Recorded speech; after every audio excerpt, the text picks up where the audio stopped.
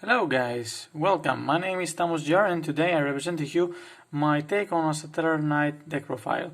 Well, for all of you that don't know, Satellarknight is a light warrior archetype that specifically special summons Xyz monsters, and it's one control deck.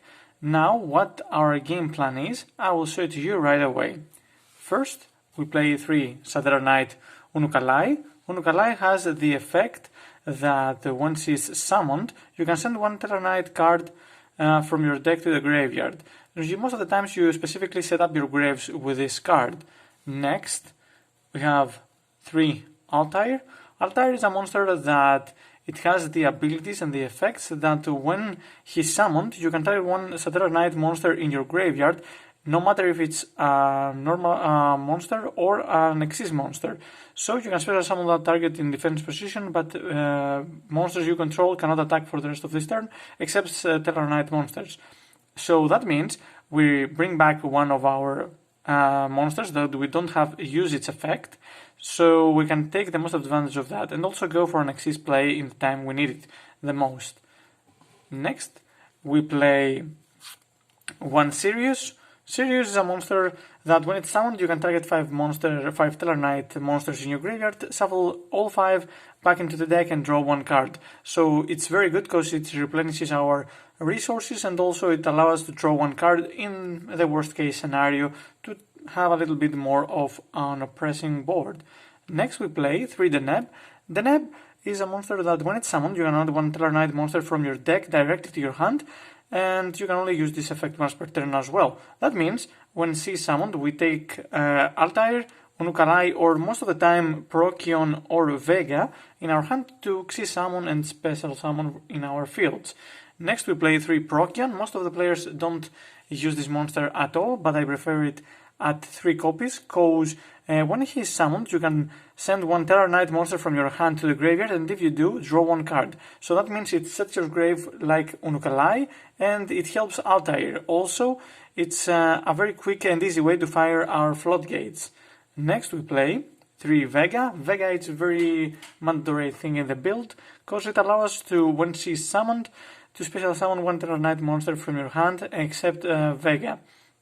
So that means you summon Vega, you summon Unukalai or Altair, Deneb, or whatever you have in your hand to make a quick and easy Xyz 4 monster, and also in the best case scenario to summon Altair to go for Driver right away. Next we play my hand trap of choice, 2 Ghost Ogre and Snow Rabbit. She's the only way to go to Trishula, and also she allows you to have a negate and distraction in the opponent's side of the field. Now for the spell and trap, we go to 1 Rhoda to search 1 level 4 lower warrior. So the Rhoda searches everything in the deck except Ghost Ogre and Snow Rabbit. Next we play 3 Ties of the Brethren to special summon in our field. In case we go first, because it's better to not have Driver, but I have a secret tech to show to you guys that it's very nice. Next we play 1 Monster Reborn, because Monster Reborn, it's a revival spell that's very good and very useful in this specific build. And last but not least, we play for the spells 1 Tellarknight Genesis to destroy spell and traps the opponent controls, equal to the number of our Tellarknight cards we control. So it's very nice, and it specifically states Tellarknight cards you control. So that means the field spells, the continuous trap cards, and all else. Next, we go for the trap lineup. We have 2 Wonder Xyz. Now that's the combo we do with our Ties of the Brethren. We summon 3 monsters in our field, and then on the opponent's turn, we use this card to bring out Driver to take everything goes back to the hand. To take the opponent takes everything back to the hand, us as well. But we do this as a pseudo torrential tribute, so it's a very nice and very quick way to take the opponent off the board and off guard. No one expects this, that's guarantee in my playtest, in a YGO Pro, Dwelling Book, and in all sides, and in real life as well.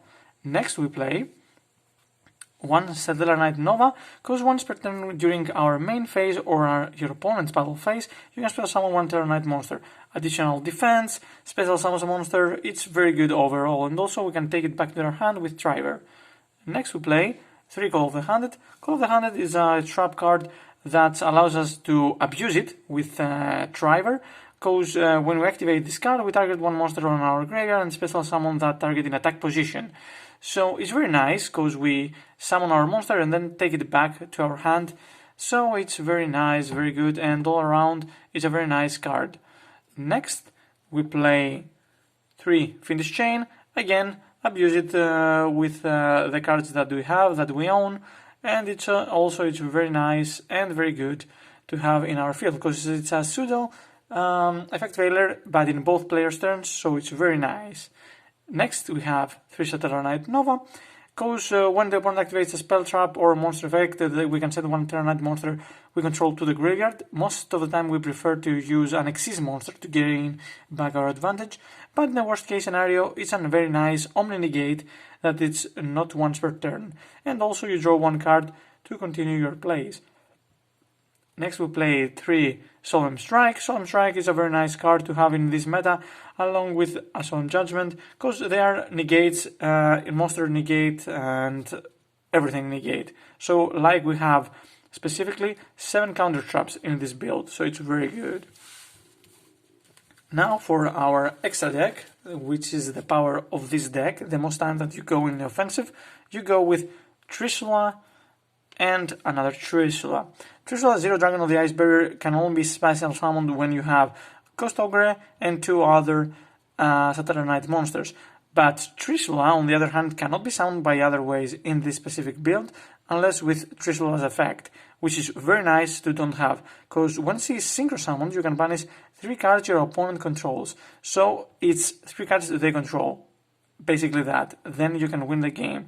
The other effect, sometimes it's not procced or not used, because the opponent has some answer to it, but most of the time we can still win the game, more often than not, because they cannot even, we don't usually bring them, but it's a very nice additional to have in case we want to go that route. Next we play 1 Drill Vespado. Very nice, I think you guys should use this a lot. For me exactly, I think it's one of the best cards for rogue decks, because it has piercing effects when it is Xyz summoned. When this card is destroyed by card of fault, by an opponent's card effect, you can target one level 5 or lower monster in your graveyard special summon it. So it's very nice to have again back our Tellarknight monsters. We play Dark Tellarknight Baltimus. Baltimus is a very nice monster because we can discard one card we control, we have in our hand, 2.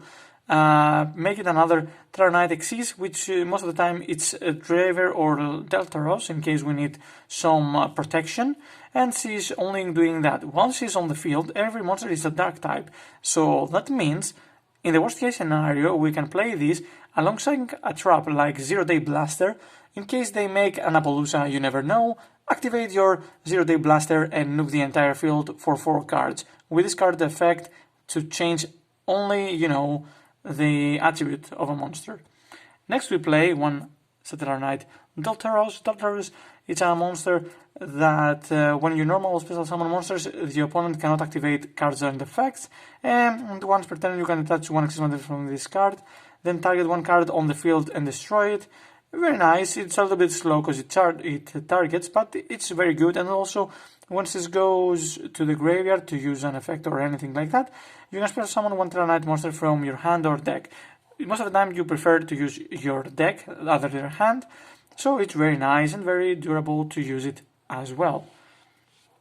Next we play the Time Thief Redoer, because he's a very nice explanatory monster, very easy to summon. It has very nice abilities to banish it and steal 1 card your opponent has, and either if it's a monster, again use his effect, or just spell draw 1, or trap plays 1 face up card your opponent controls in the top of the decks. So it's like a small monarch, basically, how is the name?